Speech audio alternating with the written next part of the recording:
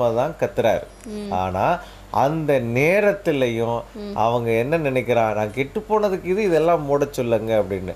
ஆனா நான் போய் சாப்பிடாம இருப்பேன்னு எடுக்க முடியல. அப்ப பாருங்க, அந்த உள் உணர்வு தன்னை நான் என்னையே கெடுத்துக்கிறேனே, என் குடும்பத்துக்கு உதவ முடியாம போச்சேன்னு கண்ணீர் விட்டு அழறான்.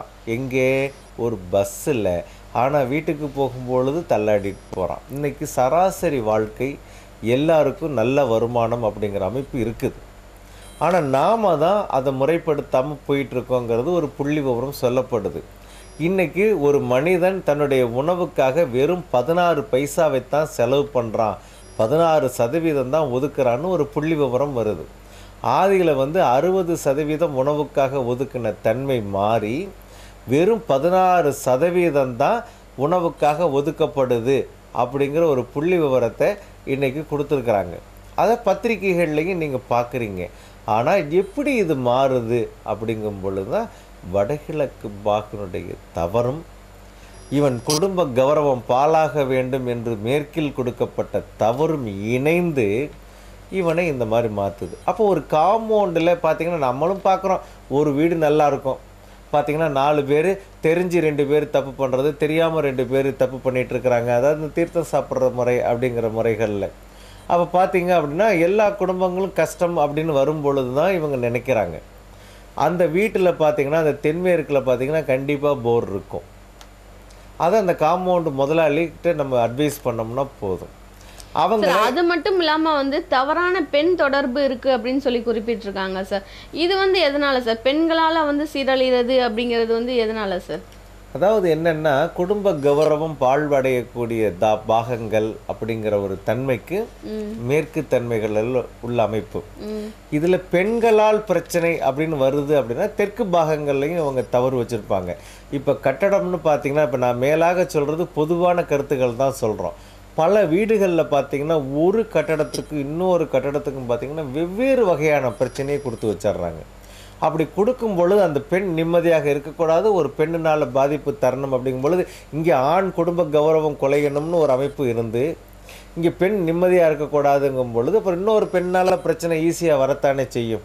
அதுக்காக பார்த்திங்கன்னா இப்போ ஒவ்வொருத்தங்களும் நினச்சி யாரும் தப்பு பண்ணுறது இல்லை அப்படிங்கிறத இன்றைக்கி ஒவ்வொரு குற்றவாளியினுடைய பேட்டியவும் நான் தெரிஞ்சு செய்யலை, தெரியாமல் செஞ்சேங்கிறது தான். இந்த தெரியாமல் செஞ்சேங்கிறத தெரியாமல் செய்ய வச்சது எது அப்படின்னு பார்க்கும் பொழுது தான் நான் சூழ்நிலையின் காரணமாக அப்படின்னு ஒரு வார்த்தையை சொல்கிறாங்க. சூழ்நிலைங்கிறது என்ன, சூழ்நிலை எப்படி ஆனது இப்படின்னு டிஸ்கஸ் பண்ணிங்கன்னு வச்சுக்கோங்களேன், உங்களுக்கு விடை தெரியும். இப்போ நிறைய பேர் இப்படி திங்க் பண்ணுங்கன்னு தான் சொல்கிறோம் நாங்கள். ஏன்னா இப்போ மணிபாரதி பெரிய ஆள் அல்ல, மணிபாரதி சார்ந்து இருக்கக்கூடிய கலை பெரியது. இப்போ என் கூட இருக்கக்கூடிய ஆட்கள் எல்லாம் பெரியவர்கள், பெரியவங்களாக என் கூட இருந்து எனக்கு அங்கீகாரம் கொடுக்குற அளவுக்கு இந்த கலையை நான் முறைப்படுத்தி கொடுத்துருக்குறேன். ஆகையினால என்னை பெரியவன்னு இந்த உலகம் ஒத்துக்குது. இப்போ நான் என்ன சொல்கிறேன், நீங்கள் சாதாரணமான ஆள் அல்ல, நீங்கள் சாதாரணமான ஆளுன்னு உங்களை நீங்களே பலகீனப்படுத்திட்டு இருக்கிறீங்க. மனசில் நீங்கள் நம்ம எதுக்கும் லாயக்கு இல்லையோ, இன்னும் நம்ம போய் எதுக்குமே லாயக்கு இல்லையோ, நான் எப்படி எங்கள் வீட்டுக்காரர் இப்படி இருக்கிறாருன்னு போய் வெளியில் சொல்லுவேன், இப்படி சொல்ல முடியுமா அப்படின்னு நினைக்க. யாருக்கிட்டையும் சொல்ல வேண்டாம். நீங்கள் உங்களுடைய பிரச்சனையை சொல்லிக்கிட்டு மணிபாரதிகிட்ட வர வேண்டியதில்லை. ஐயா எங்கள் வீட்டை ஒரு தவணை பாருங்கள், எங்கள் வீட்டுக்காரருக்கு இது பிடிக்க மாட்டேங்குது, இருந்தாலும் கொஞ்சம் நல்ல அமைப்பாக பண்ணணும், ஒரு தவணை பாருங்கன்னா பெண் தாமா முயற்சி எடுக்கணும். அவங்க தானே சார் வீட்டில் இருக்கும்போது அவங்களுக்கு ஈஸியாக அந்த வீட்டோட கஷ்டங்கள் அவங்கள தான் அதிகமாக தாக்குது இல்லையா? ஆமாம், ஏன்னா இது பெண் கலை. பெண் பெண்ணுடைய தன்மை பாதிப்படையும் பொழுது எங்கள் வீட்டுக்கார் வெளியே இருக்கும்போது ரொம்ப நல்லா ஆக்டிவாக இருக்காரு, ஆனால் வீட்டுக்குள்ளே வந்தால் சோர்ந்து போயிடறாங்க அப்படின்னு நிறைய பேர் இருக்கிறார். இல்லை வீட்டில் ரொம்ப தைரியமாக இருக்காரு, வெளியே போனால் ரொம்ப சோர்ந்து போகிறார் அப்படின்னு சொல்லிலாம் நிறைய கேள்விப்பட்டிருக்கோம் சார். இந்த ஒரு முரண்பாடு வாய்ச்சொல்லில் வீரடின்னு இருக்கிறாரு எங்கள் வீட்டுக்காரருன்னு எல்லாம் பல குடும்பங்களில் சொல்கிறாங்க. ஆனால் இதுக்கு என்ன காரணம், பேசிக் என்ன? அப்போ இந்த காஸ்மிக் எனர்ஜியை முறைப்படுத்தி வரக்கூடிய பயோ எனர்ஜி அந்த வீட்டுக்குள்ளே கிடைக்கலைங்கிறதானே உண்மை. இப்போ காஸ்மிக் எனர்ஜின்னு சொன்னது என்ன, விஞ்ஞானம். பயோ எனர்ஜின்னு சொன்னது விஞ்ஞானம். அப்போ வந்து இந்த சூரிய ஆற்றல் காந்த ஆற்றல் மிக்ஸ் பண்ணி தர்றதுனால தான் நம்ம மேக்னட்டிசம் இல்லாமல் மனிதனுடைய அறிவு கிடையாதுன்னு சொல்லியிருக்கிறோம். இது விஞ்ஞானம். இப்படி உள்ளதை ஏற்கனவே சொன்னது மெஞ்ஞானம். அப்போ சாஸ்திர ரீதியாக இது சொல்லப்பட்டதாக சொல்கிறோம். இதை எப்படி நம்ம எடுத்துக்கணும்? இப்போ இன்றைக்கி அன்னைக்கு வந்து செல்ஃபோன் இல்லை, இப்படி சுற்றிக்கிட்டே இருந்தோம். இன்றைக்கி மொபைல் வந்துருச்சு. அப்போ காலத்தினுடைய ஒரு மலர்ச்சியை நம்ம எடுத்துக்கிறது மாதிரி கட்டடத்தில் வந்து நம்ம வந்து நிறைய விரிவுகள் கொடுத்தோம்.